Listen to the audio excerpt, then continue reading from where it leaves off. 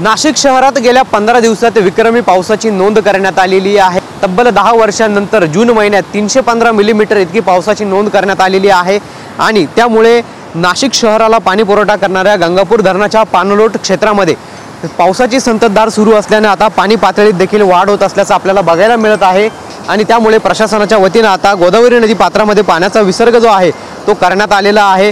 खरं तर आज नाशिक शहराला पावसाचा येलो अलर्ट देखील देण्यात आलेला आहे आणि त्यामुळे आणखी अशा पद्धतीचा पाऊस जर सुरू राहिला तर धरणातून विसर्ग केला जाण्याची देखील शक्यता आहे। मात्र आपल्याला सध्या रामकुंड परिसरातील ही चित्र पाहावयास मिळत आहे। या ठिकाणी पुराचा इंडिकेटर समजल्या जाणाऱ्या दुतोंड्या मारुतीच्या कमरेपर्यंत पाणी लागल्याचं बघायला मिळत आहे। सलग 6व्या दिवशी पूर परिस्थिती कायम असल्याचं चित्र आज गोदावरी नदीच्या आपल्याला बघायला मिळत आहे। या ठिकाणी मोठ्या प्रमाणात भाविक येत असतात, पूजा विधी या ठिकाणी सकाळच्या सुमारास होत असते। मात्र या सर्व गोष्टींवरती या पुराच्या पाण्यामुळे परिणाम झाल्याचं बघायला मिळत आहे। गंगापूर धरण सध्या 65% जास्त भरल्यानं 6000 क्युसेस वेगानं गोदावरी नदी पात्रामध्ये विसर्ग सुरू करण्यात आलेला आहे आणि आणखी असाच पाऊस सुरू असला तर आणखी विसर्ग केला जाऊ शकतो, हळूहळू पाण्याचा विसर्ग वाढवला जाऊ शकतो। मात्र गंगापूर धरणासह जिल्ह्यातील दारणा असेल, कडवा असेल, नांदूर मध्यमेश्वर असेल या धरणातून देखील पाण्याचा विसर्ग जो आहे तो करण्यात आलेला आहे। नांदूर मध्यमेश्वर धरणातून सध्या 15000 क्युसेस वेगानं गोदावरी नदी पात्रामध्ये पाण्याचा विसर्ग करण्यात येत आहे।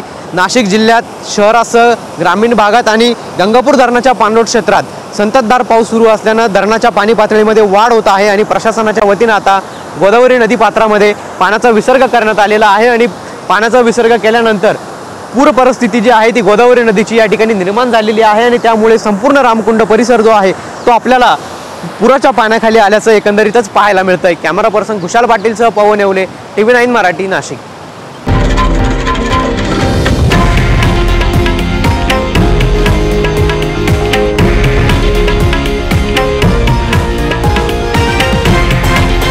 हे आहे देशातील नंबर 1 न्यूज नेटवर्क आणि आपण पाहत आहात TV9 मराठी, एकमेव।